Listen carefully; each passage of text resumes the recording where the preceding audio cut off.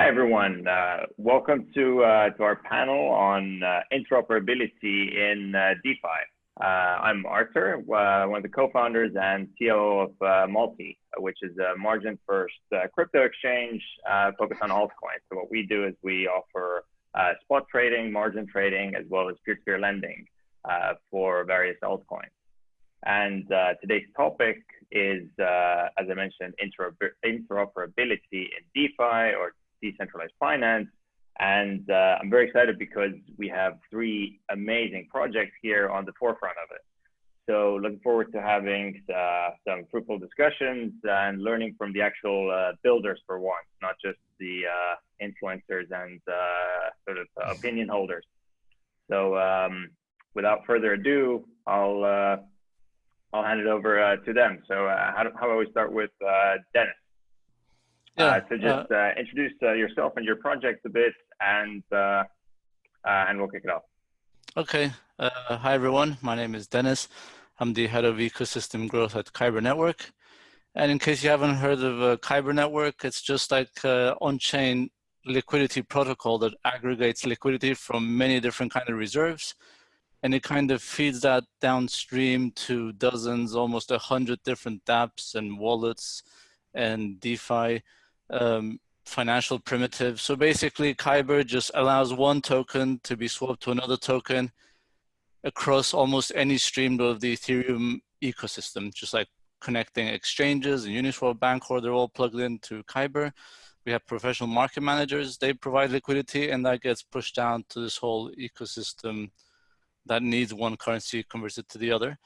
And personally, I've been involved in this space since 2016. I came across Ethereum first, and I've been in love with it like ever since then, and that's been my primary focus.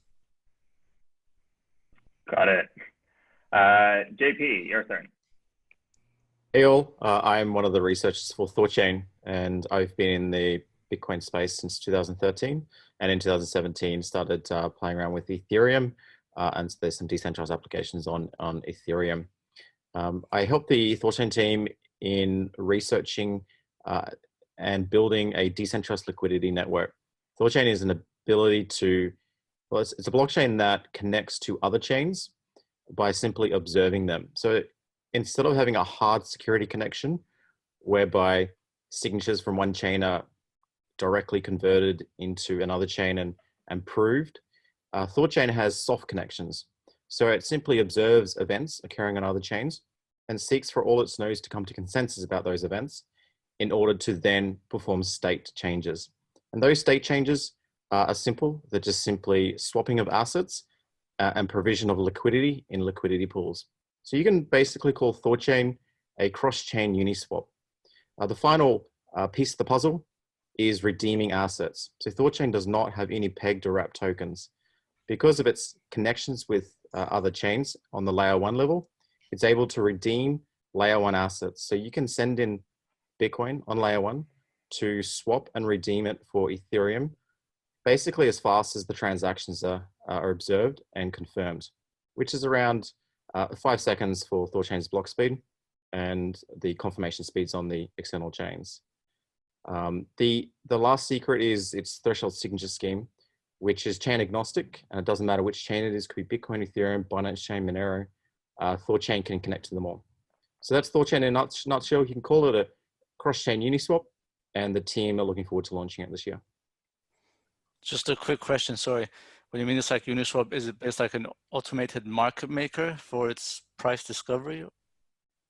That's correct. Though we don't like to call it auto-end market making because there's nothing automated about it. The pools don't change unless people poke those pools to swap assets and arbitrage across those pools. Rather, you can call them, and the team likes to call them, incentivized liquidity pools. They're incentivized because they pay out both emission and rewards based on liquidity fees. So people who are looking to move their assets into productivity will seek to place them in liquidity pools because they can basically make their Bitcoin work for them, make the Ethereum work for them, where currently those assets today are not productive. And they're liquidity pools in the sense that they require active management. Liquidity pools are persistent economic bounties to restore the pool pricing to the correct market price but that correct market price is entirely dependent on the information propagation speed of the market and the market participants. So Thorchain does not have any opinion on price, and all pricing is actually internal. So it can do some cool things. Nice. Very exciting. Let's finish the intros with, we got Michael from Ren. Hey guys, this is Michael Burgess, Head of Operations at Ren. Yeah, just a quick overview of RenVM. I mean, the easiest way to think about it is, I mean, our core goal is bringing interoperability to DeFi. And the way we do that is really think of RenVM as a decentralized custodian. So it takes custody of an asset, emits a Ethereum representation, and it does that fluidly. So you just, you send a Bitcoin and then it spits out an ERC20 on the Ethereum blockchain. And that is kind of generic. It applies to all blockchains.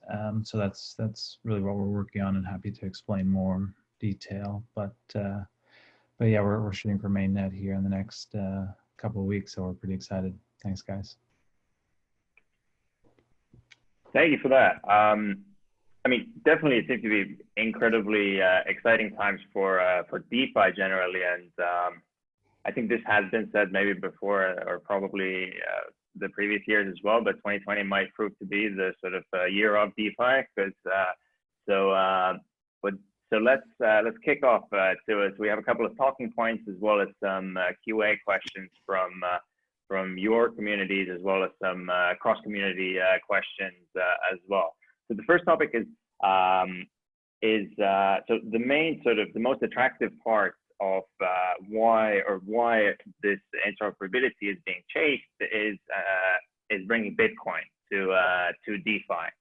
But what do you guys see as how will it sort of because this would technically it would extend the addressable market by orders of magnitude almost. So how is it? What are the other implications of this that you see, and sort of how would you say will this change the DeFi ecosystem? Let's say like a year from now, assuming that so everyone launches their mainnets and Kyber completes their protocol upgrades, and what will things look like a year from now?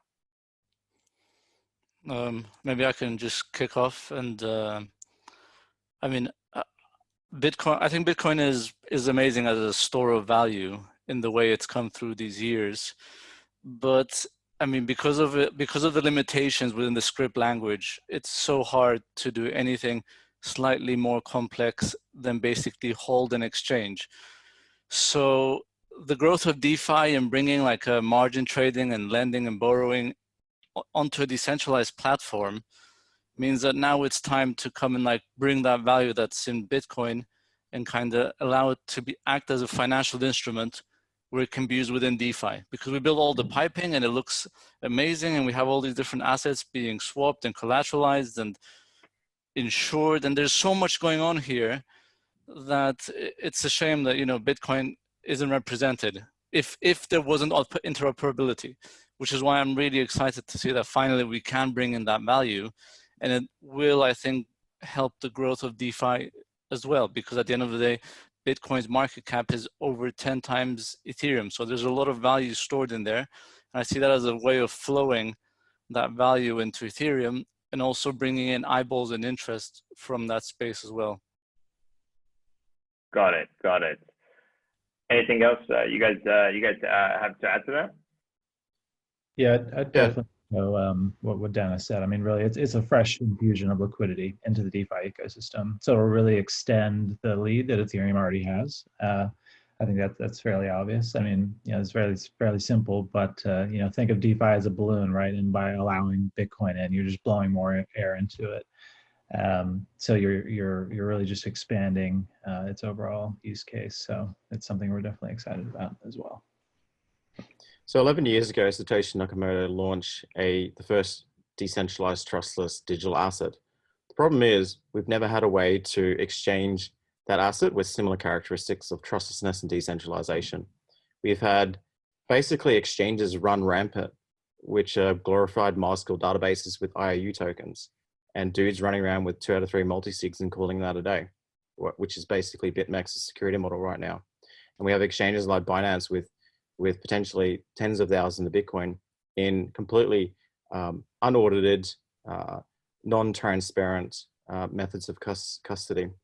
So we've enjoyed trustless digital assets for 11 years. It's time to bring those same characteristics to exchanging them, and that's what Thorchain is. It's not about, for the team's point of view, it's not about bringing Bitcoin to DeFi.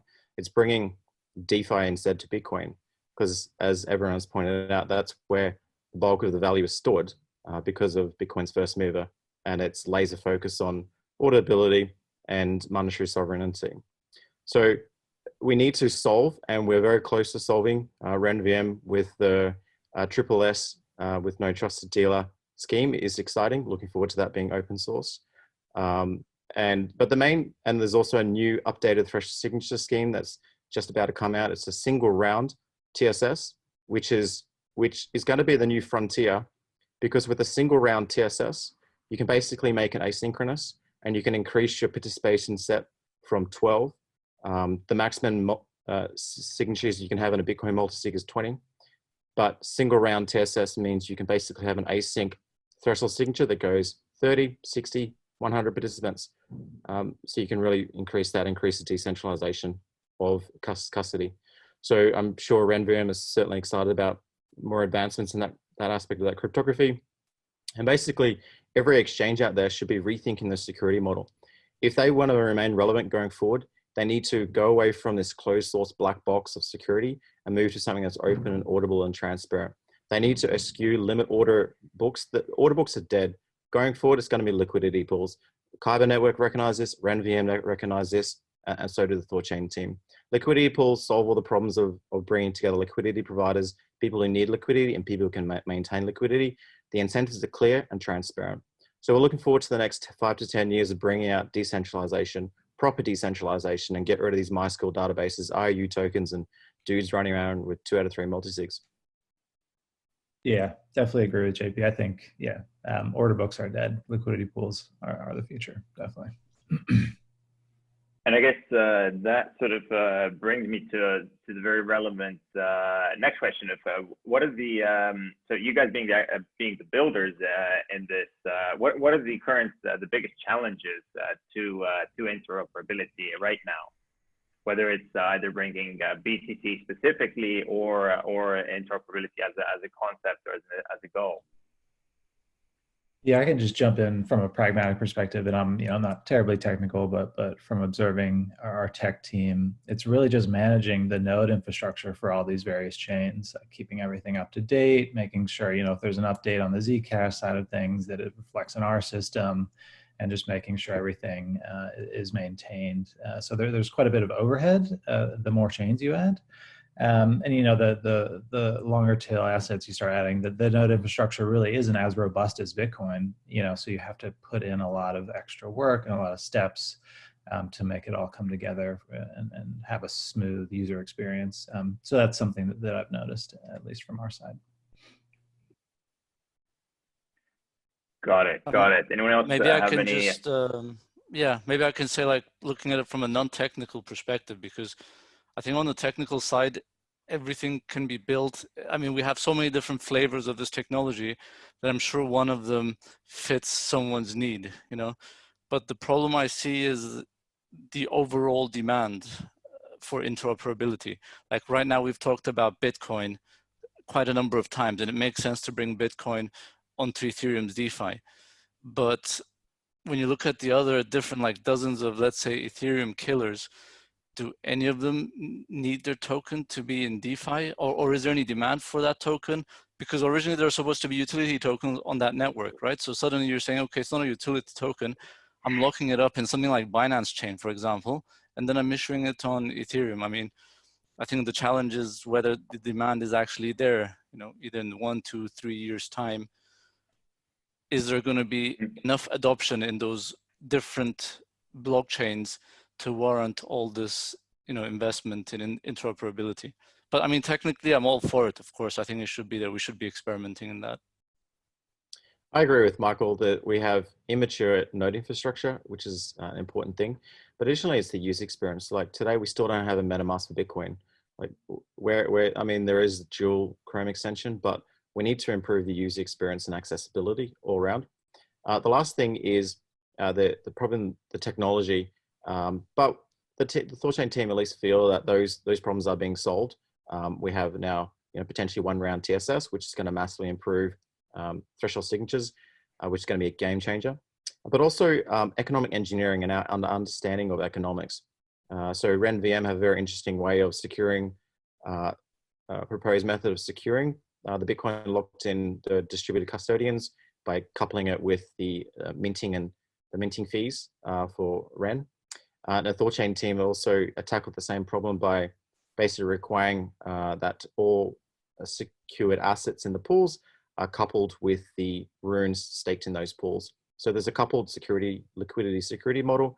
But I guess we need to wait for these experiments to hit mainnet and to be tested in the wild for that feedback loop of 12 to 18 months for everyone to realize, hey, this is the correct way of doing it. We're 15 months post Uniswap being launched. I was there when Hayden Adams launched it in DevCon 4. And I guess the entire DeFi community now recognize that a model like Uniswap 1 works. It solves the incentives, and Uniswap blazed a pathway to show that liquidity pools are the future. So I guess we needed more projects like Kyber and Ren VM to blast the pathway and show that, hey, you can do it with distributed custodians, you can do it with a coupled liquidity security model, etc., etc. And soon, I guess, for the next few years, we can move on from these MySQL databases. Okay, interesting. And I guess so. Deniz was, I guess, most specifically, sort of, and was like the next question, which is, or the next topic, is like, what is something that that people should, in your opinion, should be speaking about more in DeFi? So sort of, but it isn't spoken about as much as it should. The sort of elephant in the room, per se. I mean, there was something I was going on about throughout 2019 when everyone was super excited about DeFi. And I kept saying, the interest you get for an asset reflects the risk that you're taking at the end of the day, right? And I think we have a fundamental misjudgment of that risk because we're not considering smart contract risk, platform risk. Many other kinds of risks are not reflecting it. And we're getting systems where you can get like 0.5% on your return. Imagine looking up, let's say, $1 million for 0.5% on DeFi when you can go get a government treasury bond. So last year I kept talking about the smart contract risk.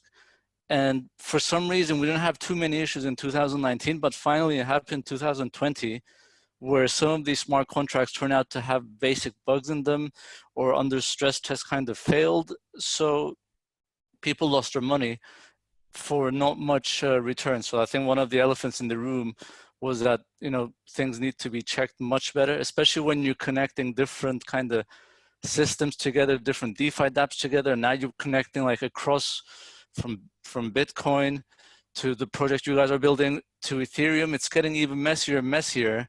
And so we have to be double secure that everything is working correctly. It's everything like shouldn't be compromised in that sense when we're building such complex systems. Yeah, I'd absolutely echo what Deniz said, and that was actually my answer as well.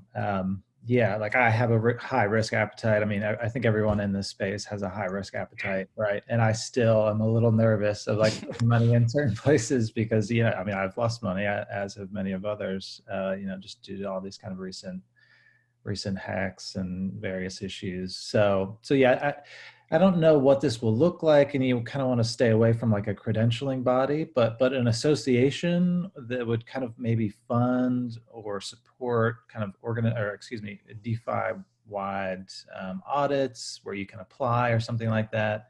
I'd like to see some standardization of that, from a third-party neutral organization. I think that would really kind of benefit the space. Not a lobbying group per se, but just an association. All kind of professions have associations, right, that lobby for its growth and safety. Consumer protection. You add all these things in there. So I know it's a little long-winded, but I think something like that in the next 2 or 3 years, I think would really help with the consumer protection side of things, and safety, of course, as well. Definitely one of the things that I've noticed from in terms of when like Deniz mentioned that this year has been this sort of there's been quite a few sort of smart contract, for example, risks have become apparent and so on. But one of the things which I've noticed within the sort of within the DeFi community is that the user perception generally tends to be is that once mainnet launches, then it's kind of everyone assumes there to be these sort of like massive strides or leaps that like once mainnet launches, then that means that like now I can go all in on this thing is going to withstand anything. Whereas in reality, actually, it should be like the mindset should be a much more sort of a linear process of gradually testing it and over time building out this confidence versus how the sort of the consumer mindset seems to be that if there's a big hack, then oh no, I'm not sure if I can put my money into this. That like it's still like the testing phase, right? Like some of these protocols which have for example it's been out for 3 months and then there's an event that there's such an extremely negative event, and then everyone sort of for some reason now goes to the other end of the extreme and kind of for some reason like completely writes it off, which is just in my opinion is not really the sort of it's not the best way ahead. The two elephants in the room, one would be centralized custodians. So getting back to wrap tokens, WBTC or TBTC, we talk about smart contract risk, but we can also talk about custodial risk. Is do people who own these assets know the method of redemption and the how that asset is wrapped and managed? And you can, instead of trading for Bitcoin tokens on a Binance exchange or a BitMEX exchange, you're replacing them with BitGo's multi-sigs and BitGo's security models, as an example. I'm really keen to see RenVM launch in the wild because I think RenVM is a very credible attempt at decentralizing custodial for Bitcoin. So I really hope that project goes off with success because I think RenVM's Bitcoin offering will be more decentralized than the other ones that are currently out there. The second elephant in the room is, and I've noticed this in the last few months, ever since Uniswap started being sandwich attacks, which was a known attack vector for over 9 months now. The Uniswap devs acknowledged the sandwich attack vector over 9 months ago as a Uniswap GitHub issue, talking about price feeds. But everyone's is quickly abandoning Uniswap's price feeds because its price feeds are the Achilles heel for Uniswap v1, not so much for Uniswap v2. But the problem is everyone is now relying too much on Chainlink oracles. I hear everything from Binance chain devs right through to the next Compound or the next MakerDAO talking about, or even Synthetics talking about Chainlink oracles. But now we've got this problem with Chainlink security model. Does anyone actually know the 350 million link tokens that will be used as chain nodes and how that actually works? And are there any centralized risks with Chainlink now? And is Chainlink gearing itself up for systematic risk? Could Chainlink, there's nothing too big to fail in crypto because there's no one ready to bail you out. But if everyone's relying on Chainlink and there's a fundamental problem with Chainlink, then that's going to be a problem. So I think we'll look at other price feeds. Hopefully Uniswap v2's time weighted average price feed is sufficient for the next wave of DeFi, and excited to see what happens.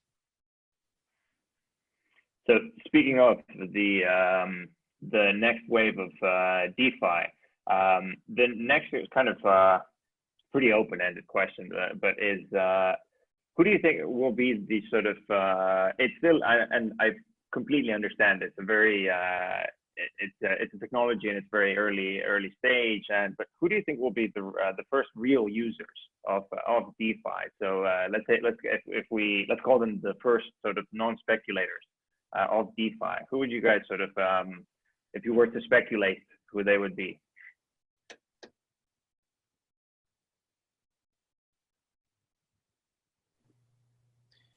I would say that the first large set of users who need to embrace DeFi quickly and who will, as soon as one is available, are the millions of people that use the Coinbases, the Binances, and the BitMEX of the world. Need to ditch that infrastructure and move to something that's decentralized.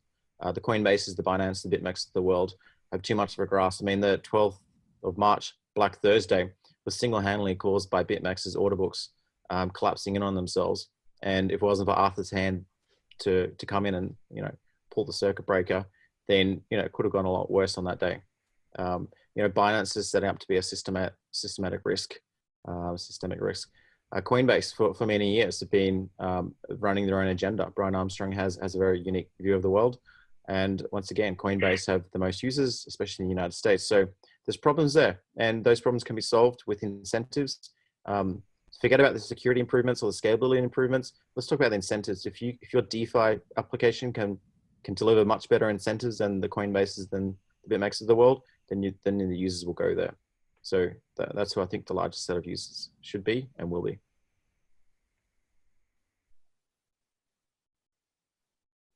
Yeah, it's a tough call. I mean, I'd say just, you know, kind of our demographic, but expanded a bit, right? I mean, if and as JP was mentioning, you know, it's really about return, and you know, it's maybe a rather basic view of things, but if you can provide 5 or 6% on a money market account, you know, through Coinbase, you know, via Curve or some other mechanism, you know, staking a liquidity pool or whatever it is, I think at the end of the day, if you're providing a higher return with lower risk, that just simply attracts people, you know, and you know, whether that's bringing people over from Wall Street or whatever it may be.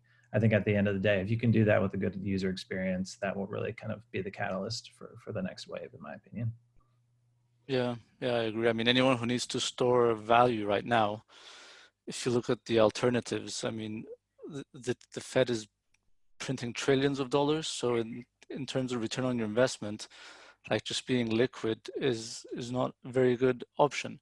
If you look at equities, there's different risks there. Are they overpriced, underpriced? How much are they going to return? So I think crypto is becoming a very viable solution. I mean, if you want fixed income at 3% or 5%, I'm sure you can build something exactly tailored to your risk, to your needs.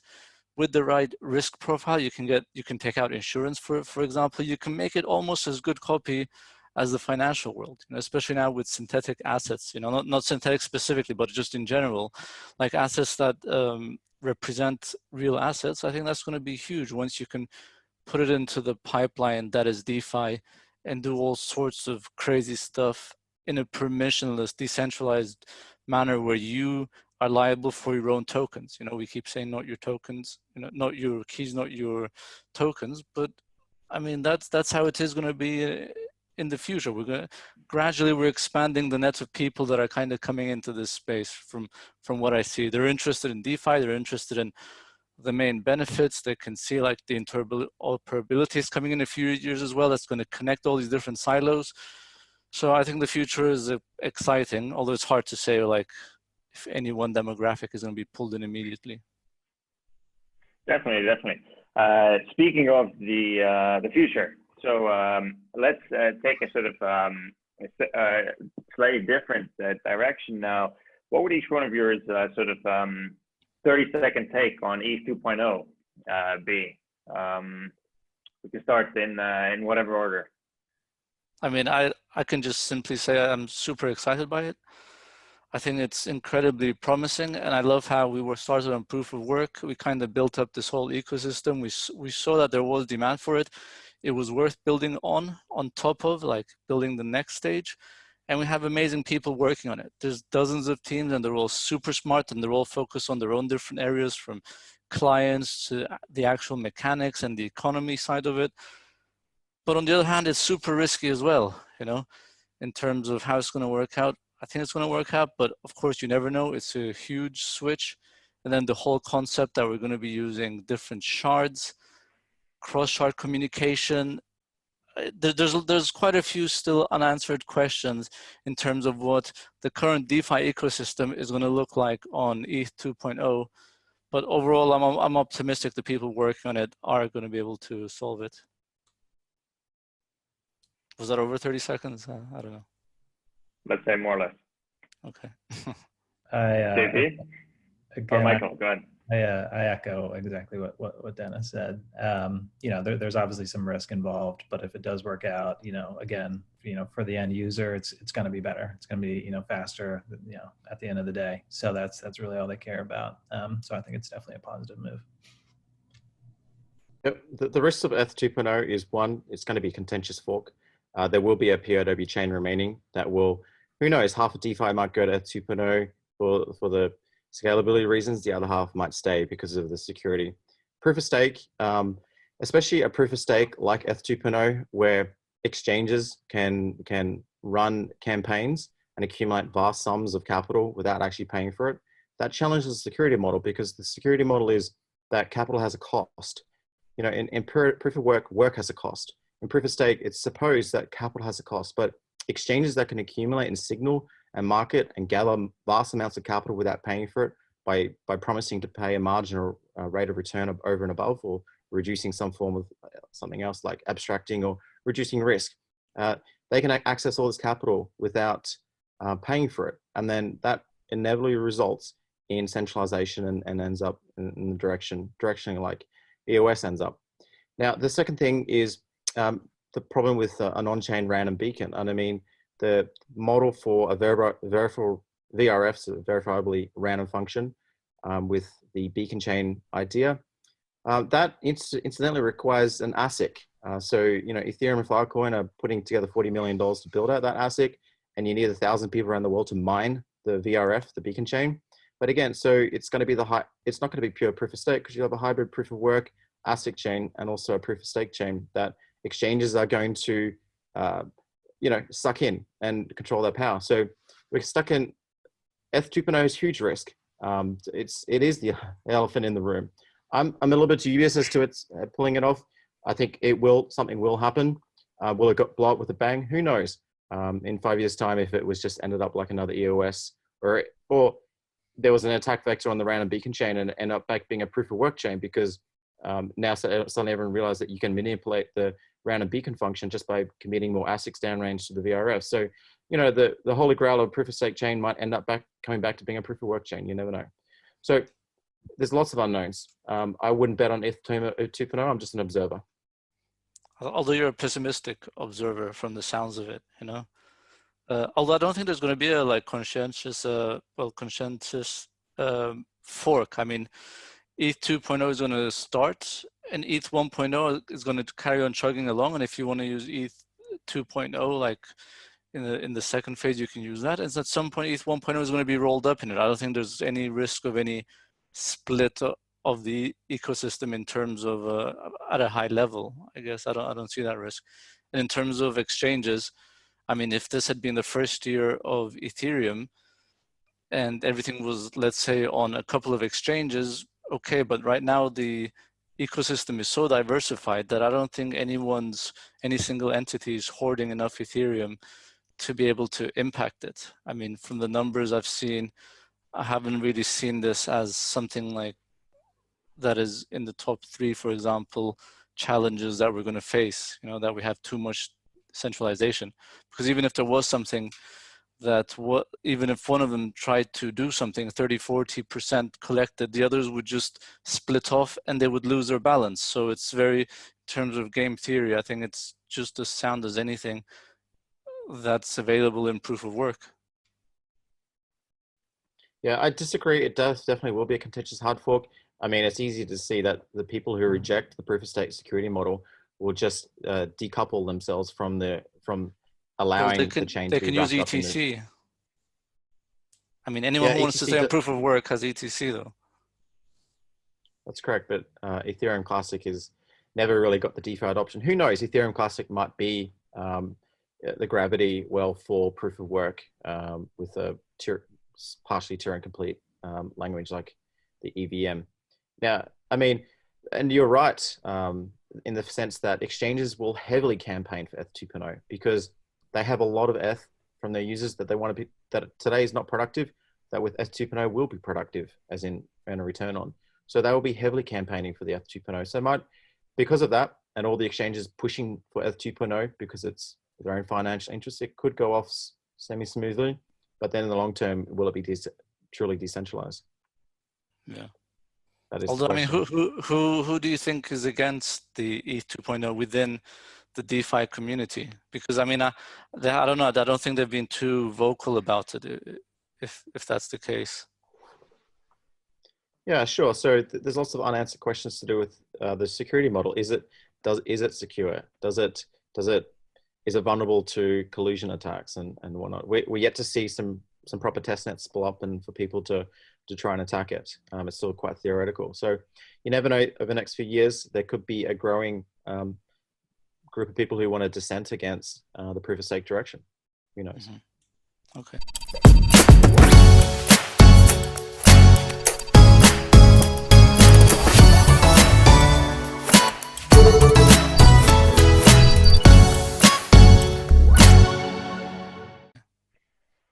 Speaking of the next few years, so because this panel we're doing it for the conference REIMAGINE 2020, which is quite heavily student focused as well.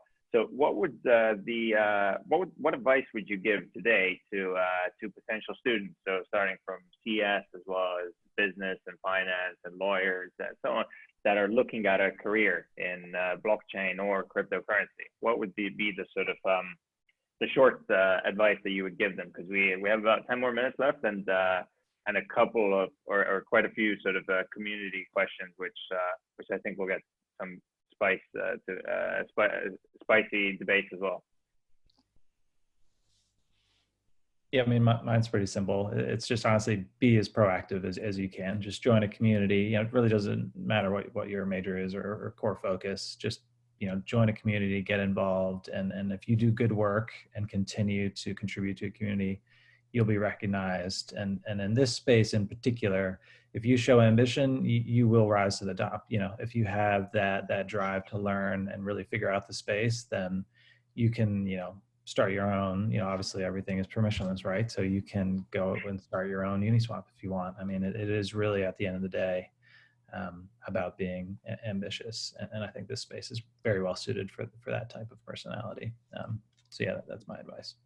Yeah, and I completely agree with Michael, and I'll just add, like, ignore the charts and the prices and trying to do technical analysis that doesn't add any value to even the space or like to your own development, because trading has been happening for so many years and it's so much competition. That's not what's amazing about what we're doing here.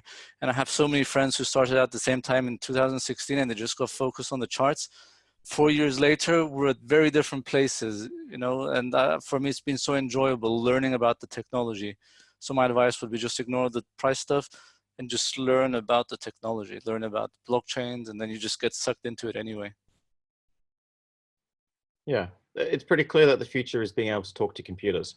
And the quicker you're able to realize this and get into software engineering or some sort of be technical, I actually don't think it's any longer any excuse for someone to say they're not technical. Everyone should be technical. Everyone should know how to talk to computers. As a basic minimum, you should be able to split up a smart contract in Ethereum and deploy it. Ethereum has got this wonderful characteristics where it's basically serverless. You can deploy a smart contract, verify your code on Etherscan, and ship a small React-based front end or Svelte.js, and straight away have people interacting with the smart contract, paying real money and moving funds around. Obviously, the next stage is set some kind of cap on how much funds and the liability you expose yourself to, but then ultimately audit it and go from there.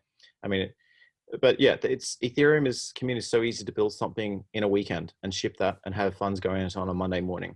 But post Ethereum, if you want to build more powerful stuff, then probably Golang or Python and really dig deep into kind of more of the blockchain stuff. I would say you need bread and butter should be knowing how the primitives work, knowing how EC pairs and key pairs and being able to sign transactions for Ethereum, Bitcoin, or Binance Chain or whatever. You should know these primitives and know these basics, be able to spool up any form of wallet at a moment's notice. And from there, you give yourselves tools to build whatever your ambitions set yourself to, as Michael said. Thank you. I think excellent advice, and I hope as many people as possible take it as well. So now, before we get to the Q&A part, just a sort of a last kind of wild question. What is the sort of to each one of you? What is the biggest misconception about your project that you just wish people would finally understand?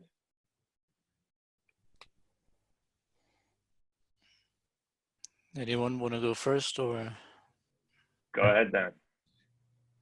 I mean, for Kyber Network, sometimes the misconception is that we're just an exchange, but Kyber Swap is the exchange. We're much, much more than an exchange. We aggregate liquidity and we push it downstream.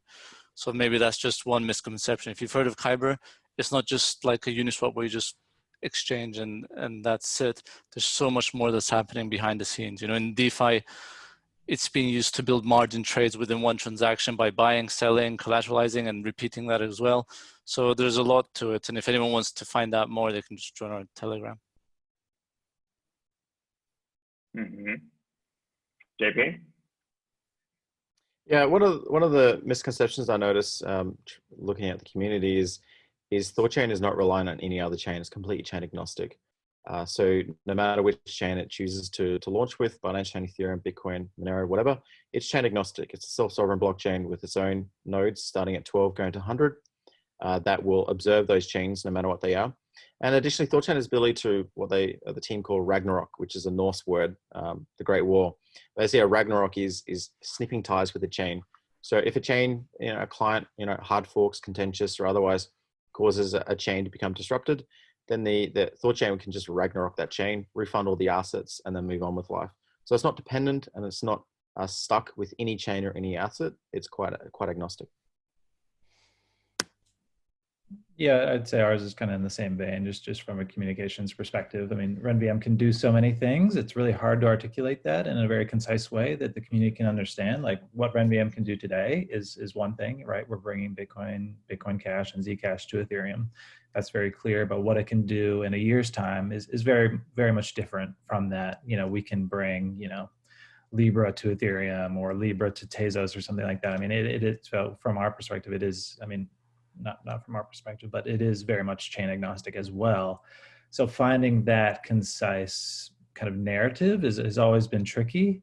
So that's something we kind of struggle with, but I think we're getting there. So yeah, hopefully we clear that up. But thanks, guys.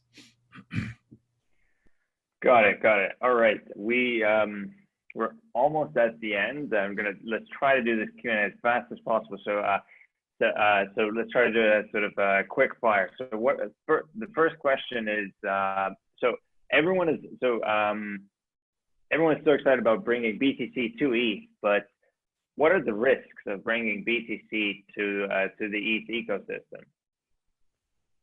Well, you're compounding risk, and our CTO Long always speaks to this, right? You've got Bitcoin chain risk, Ethereum chain risk, and now you have a third additional risk. That's either RenVM, TBTC, WBTC, whatever the custodial mechanism is. That's a third, component of risk. So, the safest place to have Bitcoin is always on the Bitcoin chain, right?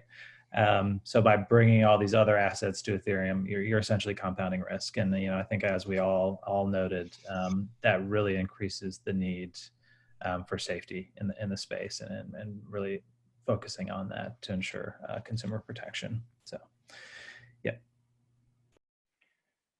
Any other risks to add to?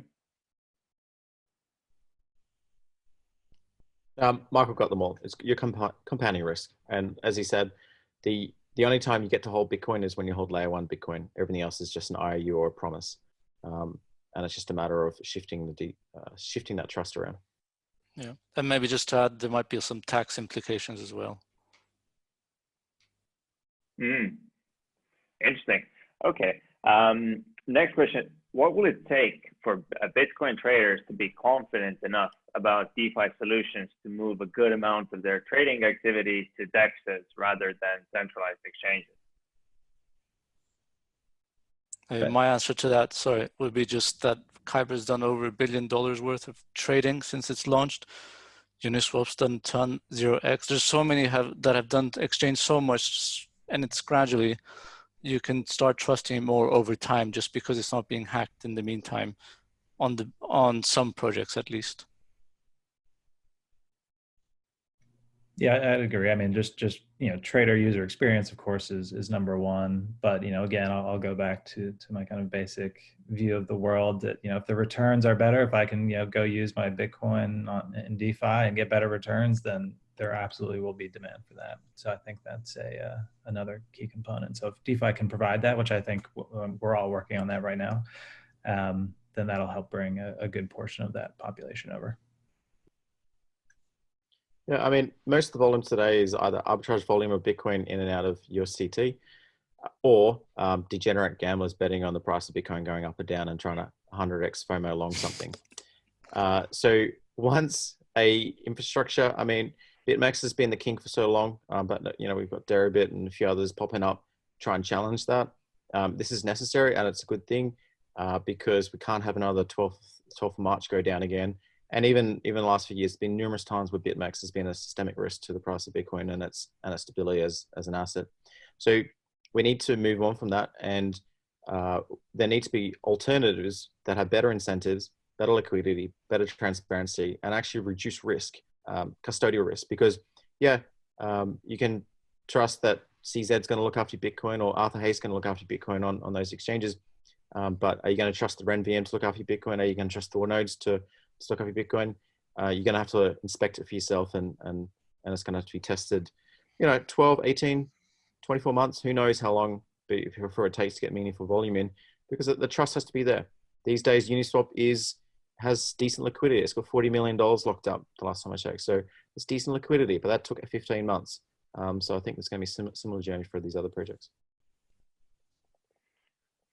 Okay, next question. What's the, and this I think is actually a pretty interesting one, and I think Deniz hinted to it as well. What's the second connection after ETH BTC, and how to assess it? Is it just market cap based or volume based, and how to look at it? I guess it's more direct towards Ren, the most. Could you repeat that? Sorry. What would the second what's the second question connection after ETH BTC, and how to assess it? So essentially, would it be bring EOS into DeFi, bring Bitcoin Cash, and what would the best metric be for this? Right. Sort of speculation, economic activity, or yeah, our kind of guiding light in this vein is liquidity, right? I mean, and that, you know, that's pretty easy to determine. You know, there's Bitcoin first and foremost, and then, you know, we'll just start adding, you know, the highest liquidity digital assets that make sense to Ethereum, right? And then this is my personal opinion, but I think Ethereum is obviously here to stay, so we'll likely focus on that. But if for some reason some other layer one, you know, smart contracting platform comes up, Polkadot or whatever it is, then we'll pivot to that as needed. But I don't think that'll happen in the immediate term. But yeah, liquidity is our guiding light for adding new assets to Ren VM. Got it. Not just liquidity, but also it has to be censorship resistance as well, because you can't go ahead and connect your chain up Ren VM to Ripple, and for all of a sudden Chris to suddenly censor your Ripple tokens off you, and suddenly Ren VM is insolvent. The same thing can be said with Thorchain. It's censorship resistance to know that once you observe those assets going in, nobody can freeze them and take them off you, because you need availability of those assets no matter the nature of the transaction to ensure solvency at all time. So chains that both improve solvency in that regard and improve that, censorship resistance. So King of Script, Litecoin, is a high contender. King of GPU, Monero, is also a high contender. The interesting thing about Monero is, and this is something that most traders would love to access, is the ability to snip chain analysis dead in the track by just doing a single Monero transaction, because you can access the entire Monero anonymity set with one transaction, whereas with Bitcoin it's very difficult until we get Schnorr to access higher anonymity sets. So King of Script, Litecoin, is quite censorship resistant. Ethereum, Monero, wouldn't touch Ripple with a 10-foot pole because it can be censored. Wouldn't touch Libra because it can be censored. Any other like central bank digital currency, they can all be censored. Ton blockchain is an interesting one. That thing will get launched at some point in the future. Pavel Durov is notoriously anti-state, and this little dance he's having with the SEC is just something temporary. But Ton will get launched, and it's quite interesting to see the growth of the Ton community. So I think the Ton blockchain is going to be quite a big thing going to the future. Polkadot, Polkadot's an interesting project. The problem is they are directly against competing with ETH 2.0, and I just think ETH 2.0 is, it's slower to innovate in the Polkadot. Some of the Polkadot stuff coming out is A class, is incredible engineering, but what they don't have is that kind of mind share. They've got amazing engineers, but they don't have mind share. At 2.0, it's a little bit sloppy, but it's got incredible mind share. So just a question on what you were previously saying. So who decides on Thorchain what gets kind of connected or not? So the like team you wouldn't will list Ripple's. Yeah, go ahead. Yeah, so ease of connection and the no threat of it being, censored, forked off, or anything contentious that could cause disruption to the soft connection. But ultimately, the developers will propose modules that are built to interface between that external chain and Thorchain, and nodes get to choose. So Thor nodes have committed capital, they're running the system, they get churned in and out regularly, so they can make frequent decisions into what modules to run and what chains to support, and they can signal that in order to support external chains. So you could see Ripple on Thorchain software. You could see Ripple on Thorchain. That would require an enterprise developer to ship the module, and for most of the Thor nodes, I think it's a good idea. But those Thor nodes are going to have to be ready to, because if something goes wrong in Thorchain and there's problem like, a double spend, not attack, but a double spend, or malicious reorg rather, so Bitcoin can never be double spent, but can be malicious reorged, or if Ripple gets censored, then there's going to be a solvency problem. And in Thorchain socializes that loss to people staking assets, which ultimately hurt the nodes and their capital. So yeah, that's how it works. Okay, yeah, got it. So speaking of, there's mention of Monero. So we have a question to Rune and Ren, and then connecting question to Kyber. So how soon can we expect to see Monero available as a supported asset by Ren or Thorchain? As quickly as possible. Monero has some amazing characteristics, and the team are ready to support it as soon as they've done the work. The main problem with Monero for adding it is it's not a SEC K256 key pair, so you can't use your Bitcoin keys or your Ethereum keys. It's an ED25519 key pair. You can use the same private key, but you got to regenerate the public key and the address. But it's possible to solve that. I'm pretty sure that the SSS scheme that RenVM using is ED25559 compatible. It certainly is the case for Thorchain TSS. So as soon as possible was the answer. We're looking forward to that. Once the work's done, well, you got to do the work. Yeah, I'd agree with JP. I mean, there are some technical challenges with Monero specifically. I mean, we're big fans of it, of course. Our core focus in the immediate term is Zcash and making sure we can get shielded addresses working within RenVM as well. But then we'll turn our heads to others in the space, and more specifically Monero. So soon, but not that soon, I guess is the answer. Yeah. Yeah. The second part of this question actually was actually directed towards Kyber. That would Kyber be listing? Can the community expect Kyber to list the wrapped Monero when it does become available? Yeah, I mean, I was just going to add that whenever it's available, there's no reason why we shouldn't. I mean, it's a decentralized exchange. You can go and you can list it there. If it's there, it's there to be used. It's not really for me to decide. It would be nice to have, of course.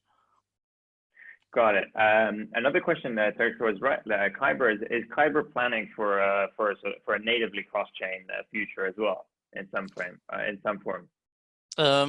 We actually looked into it like last year and the year before, and we actually built a bridge with EOS called Waterloo, and we kind of had like this kind of pilot kind of thing called YOLO swap over there as well, and we learned a lot from it. It was a great experience, but we didn't see it. I don't know, we didn't see organic growth. I mean, the demand wasn't there on the EOS side. So, and in the meantime, we had DeFi exploding in the Ethereum space. So we said it's so much better if we just keep focusing on Ethereum.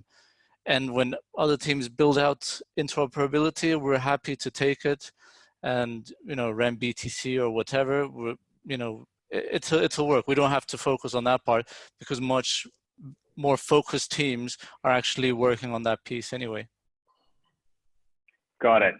So, all right, we have last two questions, which are unrelated to each other. So, first one is, have flash loans caused more problems than they've solved? I think we kind Flash of loans is like giving, topic. yeah. So flash loans is like rocking up to a toddler party and giving all the toddlers an AK-47 and seeing who's last one standing. Problem with the good thing about, sorry, the bad thing about flash loans is just so much collateral damage, and it really challenges the, like I said earlier, that capital has a cost. With flash loans, capital doesn't have a cost. Any kid with a script can go on and brute force exploits in just smart contracts all over the ecosystem, and DeFi composability works against itself. The good thing about flash loans is that it will make the last one standings, so the last small contract standings will be the most resilient, redundant, and guard against reentrancy and et cetera, et cetera. So we're just going to have to go through this and get this flash loan period over and done with, so we can work out how to defend contracts against crazy exploits through flash loans. But it's a necessary part, so let's just get it over and done with, and let's get some more script kiddies out there with flash loan scripts. Yeah, I mean, I agree. Well, actually, I mean, I'm completely okay with flash loans if the system financially lets you do that, and all the primitives are there, and all the Lego money is there for you to be able to do that. Then go ahead, experiment. Who am I to say that flash loans shouldn't be used just because this 1 or 2 or 3, 4 times they were used to exploit? Maybe it's even a benefit that we're plugging, or that we're kind of stress testing a system immediately to see where the holes are. Okay, let's give out flash loans and see where the fires are going to break out. Okay, they're there. So what happened? Let's learn from that. So I see it as a positive thing, and I think it will be around, in the future as well. I'm sure it's going to have some kind of benefits, but it's just like faster arb trading basically, and the system allows it. And I think it's a future. Then if you know how to use it, then go ahead and use it. And if you're a smart contract writer, we said you should be careful against this kind of stuff anyway. Yeah, agreed. All right. Sorry, go on, Michael. No, I echo those guys. And yeah, I think ultimately it makes the system more robust by kind of exposing those attack vectors. So I think it's a good thing. Got it. And now this last one is kind of, I guess, very open again. What's the biggest threat to your respective network? What keeps you up at night? Thorchain community members keep me up at night. No, I'm joking. Now the biggest thing is someone learning how to factor primes and breaking all of our key pairs. Cryptography, we're especially in threshold signatures, and especially the case for the Ren VM team, is we're dealing with new cryptography that we perhaps don't know the limits of, and we hope it will keep the assets secure, but one day you might wake up and all the assets are gone because of some weird little crypto trick. That would be bad. Yeah, I would agree. Some 0-day bug that we're just, no one's cognizant of at this point, and it causes some issue with our tech or someone else's. So yeah, that's definitely something that myself and our tech team stays up at night with. So yeah, I think that's it on our end.